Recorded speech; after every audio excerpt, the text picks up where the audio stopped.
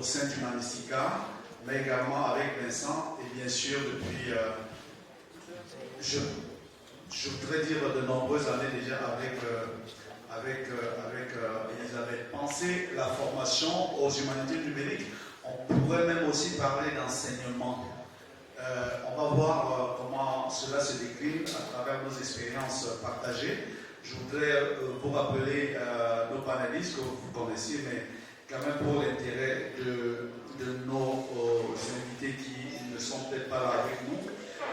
Je suis le professeur Emmanuel Guéroun, je suis enseignant à l'Université de Yaoundé 1 et je suis là le porteur du projet ILUMAF. Je suis spécialisé de linguistique africaine, mais j'ai fait le pas vers les humanités numériques depuis un certain moment. Et en tant qu'enseignant dans une école normale et ayant le privilège d'être chef de département, je suis en position d'impulser un certain nombre d'initiatives et je tente autant que je le peux d'exposer, en tout cas d'apporter la perspective de l'humanité numérique dans l'enseignement des langues et cultures camerounaises, car c'est de cela que je m'occupe dans mon département. Vous avez Adeline, docteur Adeline Job, qui vient de nous donner une très brillante présentation. Je n'ai plus à la présenter, mais elle agit ici sous une double casquette en tant qu'ingénieur de recherche à Humanum, mais également en tant que membre de l'association Humanistica dont elle vous a parlé. Je rappelle qu'elle et moi siégeons au comité d'Humanistica. Nous avons Vincent, docteur Vincent Higuibaren, qui est le directeur de l'Institut français de recherche en Afrique, mais dans sa branche du Nigeria, c'est bien cela, et qui s'est porté volontaire pour nous accompagner dans cette initiative. Il en a entendu parler et il a fait l'initiative de se rapprocher de nous. C'est vous dire vraiment la reconnaissance que nous avons d'avoir ici. Il nous dira quelles sont les expériences, quelles sont les perceptions même autour des humanités numériques dans son environnement de travail. Nous avons la docteure, je me méfie beaucoup maintenant des questions de jargon, je fais très attention. Docteur Aramé Goudiaby de l'université Cheikh Anta Diop de Dakar, qui, je ne doute pas, il y a également, il me semble, mais elle nous apportera des éclaircissements là-dessus.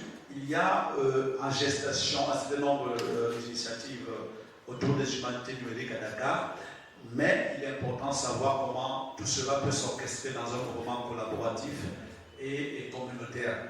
Et enfin, celle qu'on ne présente plus, la professeure Elisabeth Bourg, qui, j'espère, reviendra peut-être un peu plus longuement sur son expérience, en tout cas sur les opportunités qu'offre l'Université européenne sur les humanités numériques, qui, je vous le rappelle encore, est la mère de ILUMAF. C'est à Leipzig, lors de cette université, que je fais sa connaissance, et la plupart des inspirations qui animent cet institut sont directement inspirées des expériences. Mais dans cette pensée que nous voulons critique, il est également important de tenir compte des perspectives croisées. Nous avons écouté hier Ricardo, qui nous a rapporté l'expérience du Brésil.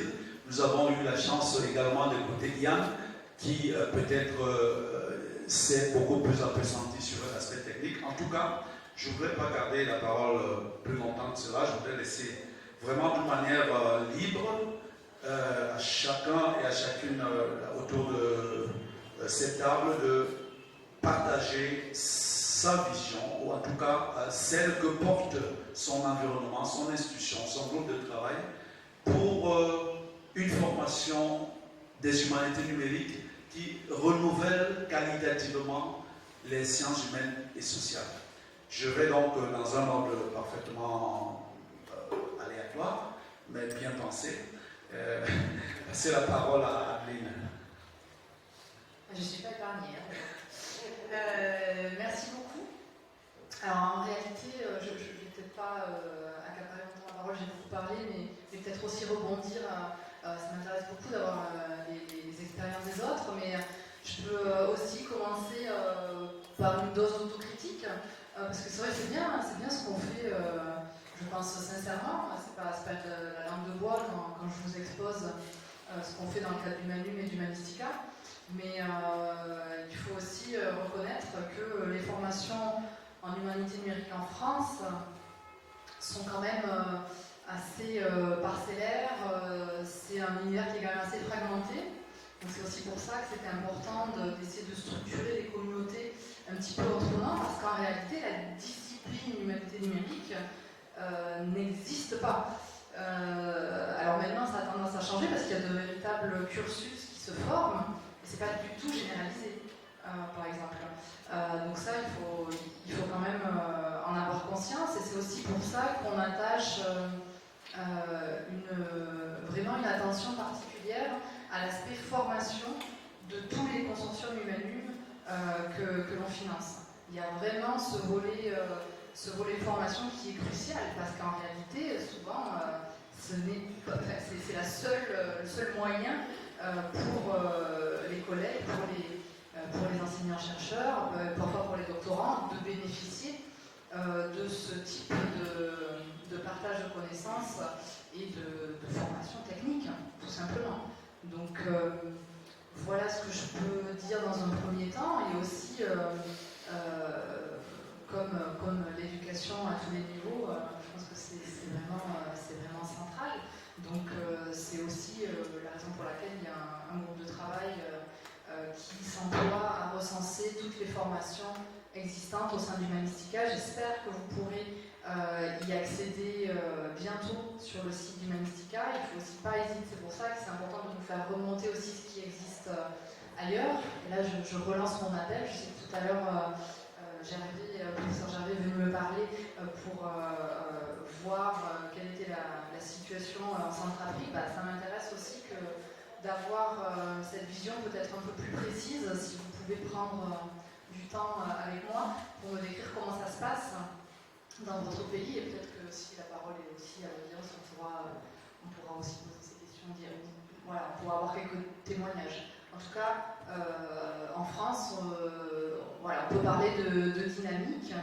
Les cursus vraiment identifiés, structurés, commencent à être un peu plus ouverts. Avant, c'était plus, je dirais, centré sur certaines écoles, comme l'école des Chartes, par exemple, qui est très connue, ou des écoles plutôt techniques. Donc c'est vrai que l'aspect humanité n'est pas... voilà, la balance n'est pas toujours très, très équilibrée, et c'est aussi pour ça que c'est important de faire passer ce message, notamment par le biais de l'association francophone des humanités numériques.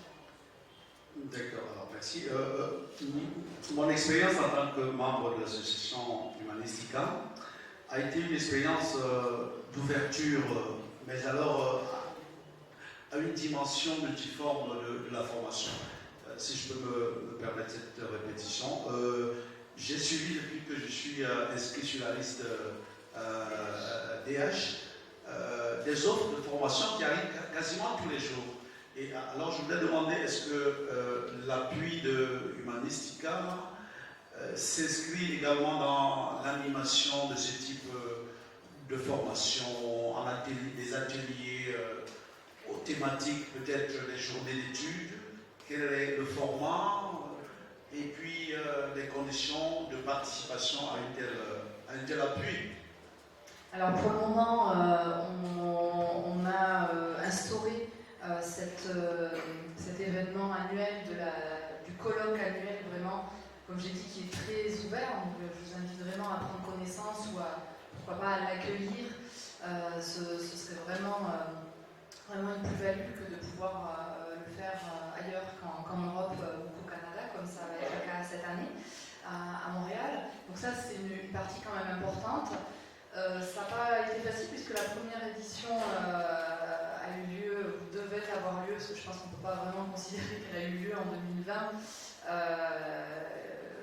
Donc ça a été vraiment compliqué. On a été contraints de s'organiser un peu différemment et de publier uniquement les communications qui nous étaient envoyées ou les résumés. Bon, c'était clairement pas satisfaisant, mais je pense qu'on a été un peu tous pris de court. Et puis on s'est vu à Bordeaux aussi, donc ça c'était vraiment important. Et là, à Rennes également. Et donc la prochaine édition c'est à Montréal. Donc ça c'est un des premiers aspects.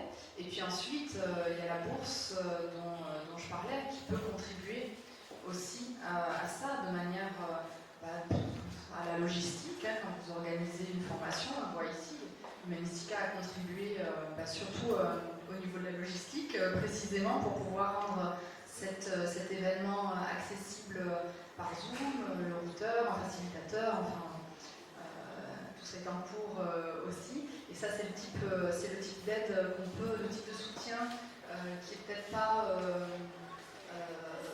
qui paraît peut-être petit, mais qu'on fait volontiers quand on le peut. Je vous l'ai dit, on dépend aussi beaucoup des adhésions, et même si on commence de plus en plus d'institutions nous apportent leur soutien, et ça nous permet de pouvoir aussi être un peu plus ambitieux sur des choses comme ça. Après, au niveau des formations, c'est principalement au niveau du recensement, mais on peut, pourquoi pas, nouer des partenariats ou peut-être rendre un peu plus visibles les formations, comme tu le disais, qui existent déjà. Alors si vous êtes inscrit sur la liste DH, vous, effectivement, c'est un flow, vous voyez ça directement dans vos boîtes mail, mais ce serait bien quand même qu'on arrive aussi à cartographier, à avoir un paysage un peu de qu'est-ce qui se fait et où dans l'espace francophone. C'est une belle transition, car nous aimerions en entendre un peu sur l'expérience sénégalaise de la formation en humanité numérique.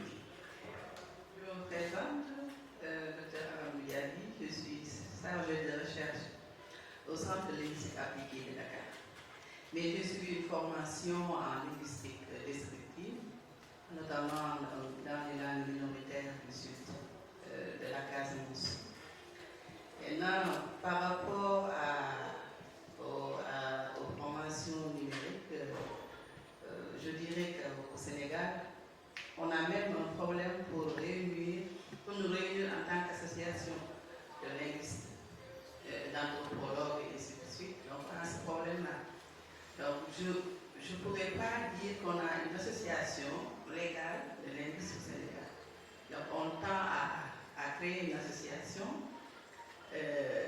qui programme, je fais partie de cette petite association-là, je gère les finances. Donc nous envisageons de faire un colloque en 2023 sur la linguistique et les méthodes, les théories et autres. Donc on va essayer de voir si ça va donner quelque chose. Mais par rapport aux études numériques, là, mais moi, j'étais un peu étonnée parce que je ne savais pas ce que c'est, en fait. Je connais les logiciels de traitement de données en linguistique, Pratt, Elon, Audacity, Meta-Indi, tout ça là. Mais comment créer une base de données avec Python et ainsi de suite, c'est ma première fois. Donc, on n'a pas ces connaissances-là par rapport à l'évolution numérique, par rapport à ce que nous faisons. Donc, avec ces ateliers, je me suis rendu compte qu'on peut travailler, on peut avoir une équipe plurilinguiste à travers un projet de digitalisation et ainsi de suite. Mais à Dakar, on n'a pas vraiment connaissance de ces pratiques-là.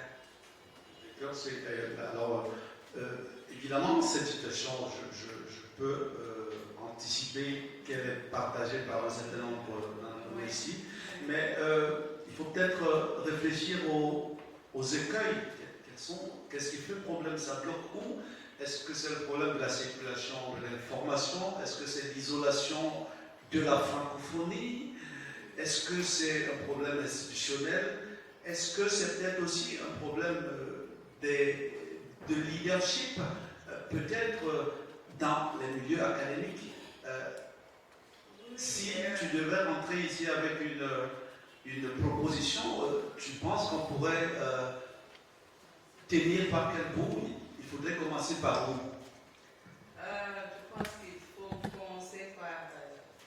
c'est un problème de leadership. Connaissons la mentalité africaine. Quand tu es devant, tu ne veux pas que les petits avancent.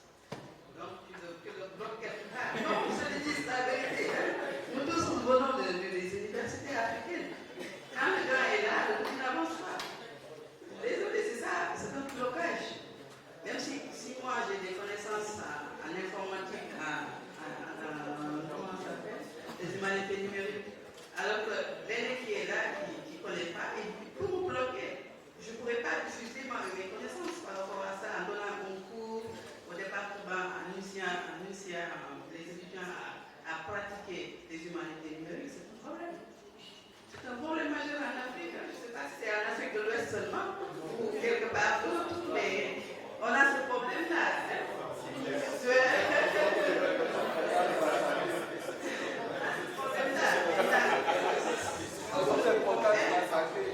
Ce que nous pouvons faire, c'est créer un réseau interafricain qui va permettre de développer notre propre réseau interne et pouvoir après s'ouvrir. Peut-être ça, c'est une solution. Si on développe un réseau interne et puis l'ouvrir, je pense qu'on pourra diffuser maximum et sensibiliser les gens à s'approcher des humanités numériques.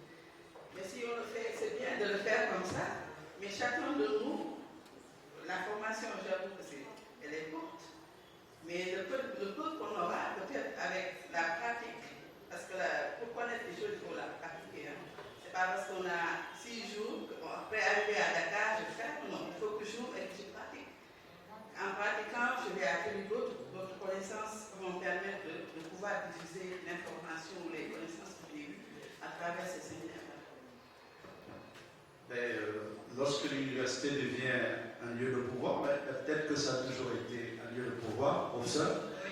Vous qui êtes une aînée, et les aînés viennent d'être indexés, mais dans d'autres hémisphères, quel est votre... Je rappelle que la professeure Bora est professeure émérite à l'université de Leipzig.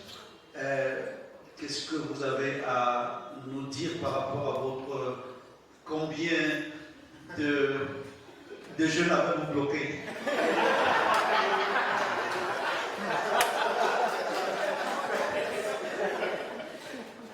Je ne sais même pas où commencer. Parce que, d'abord, je voudrais dire, c'est pas seulement une réalité africaine. Ça dépend beaucoup des environnements plus petits, je pense. Oui.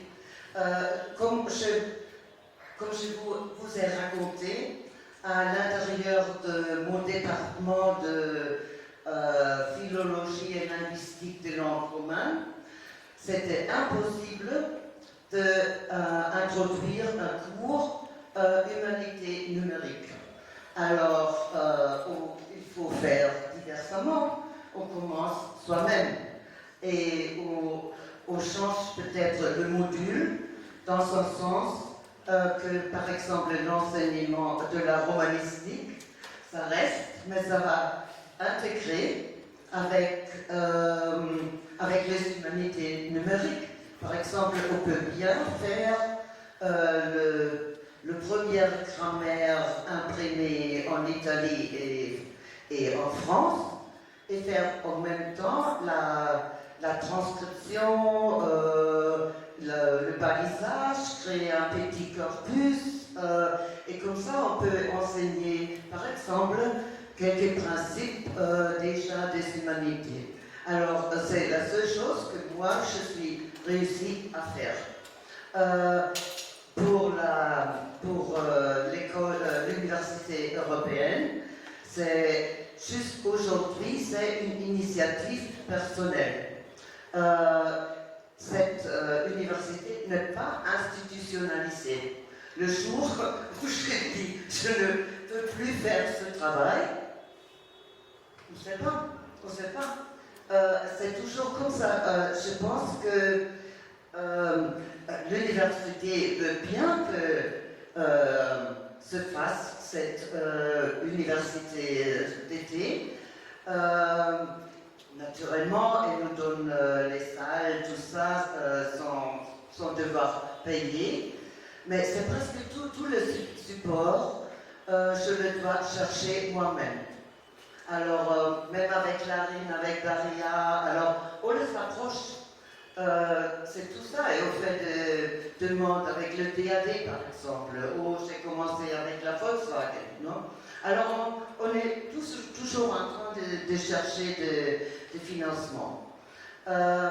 Comme j'ai dit aussi, l'expérience de l'école de Leipzig est qu'il y a beaucoup de jeunes gens dans le monde, et pas si jeunes non plus, dans le monde qui voudraient faire autrement, mais qui ne trouvent pas un entourage où on peut se développer. Et pour ça, je trouve ces écoles où on peut vraiment ouvrir et à mettre des gens de plusieurs pays. C'est mieux si ça c'est international, parce que là, on apprend beaucoup mieux, on crée aussi des réseaux beaucoup plus, comment on dit, qui vivent plus longtemps aussi. C'est pas si ennuyé. Non, l'ennui. Oui, ça ne m'ennuie pas du tout, parce que c'est beaucoup plus intéressant. Et tout ça aide, je pense aussi, à apprendre beaucoup de choses et de se sentir partie d'une communauté. Et je trouve que c'est ça que nous devons faire, créer des communautés, parce que les institutions, les humanités même ne sont pas toujours contentes de voir les humanités numériques, parce qu'ils devraient changer. Et il y a beaucoup d'opposition, alors on préfère faire le média, et ça veut dire déjà humanité numérique. Non, c'est pas ça, c'est pas vrai non plus. Non. Mais on ne veut pas risquer quelque chose. Et peut-être un dernier point, je pense que nous avons perdu des années en discutant sur la définition des humanités numériques. Mon opinion, c'est maintenant, il faut s'arrêter. Parce que je pense que c'est pas bien de vouloir créer des disciplines. Et les disciplines sont nées dans les années, dans le XXe siècle, à la moitié XXe siècle, quand on a formé des États nationaux. Et peut-être maintenant on est à un point où il faut traverser toutes ces frontières et ne plus penser dans les mêmes catégories. C'est très très difficile, mais le concept d'épistémologie, je pense que ça nous peut aider beaucoup plus. Et comme ça, si on a la chance de faire une chaire des humanités numériques, alors ça peut être peut-être seulement une partie des humanités numériques, et l'autre va être fait avec une autre chaire. Alors il faut aller doucement et pas être trop absolu non plus. Et en Allemagne, au moins, il y a un grand danger aussi, parce que il y a une tendance que les chaires des humanités numériques soient installées à l'intérieur de facs informatique. Et ça, pour raisons diverses, mais aussi pour la raison que dans les sciences, les gens sont plus capables de se mettre ensemble pour aller vers un certain but. Tandis que les humanités, ils sont de petits royaumes. Et comme ça, ils ne sont pas encore capables de se mettre ensemble et de créer des chairs communs, par exemple. C'est pas toujours comme ça, mais il y a une tendance très très forte. Merci. Oui, professeur, merci.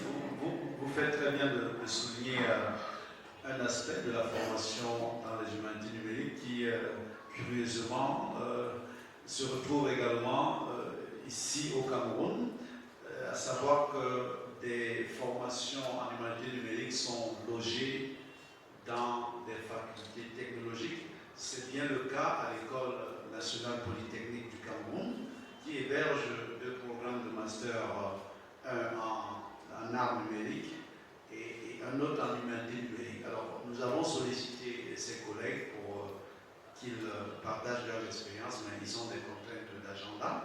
Toujours est-il que nous, en préparant cet événement, nous sommes allés en reconnaissance auprès d'eux pour savoir ce qui se passait là-bas, parce qu'on ne pouvait évidemment pas faire les humanités numériques ici, quelque part, sans pouvoir bénéficier. Et notre étonnement a été complet parce que nous sommes arrivés et on est arrivé à un moment où se déroulaient les examens semestriels. Et donc, mon assistant qui s'est rendu, il a filmé le programme d'examen qui comportait les détails, les intitulés des modules de formation. Et il y avait zéro composante en humanité. C'était programmation, c'était réseau, c'était cybercriminalité,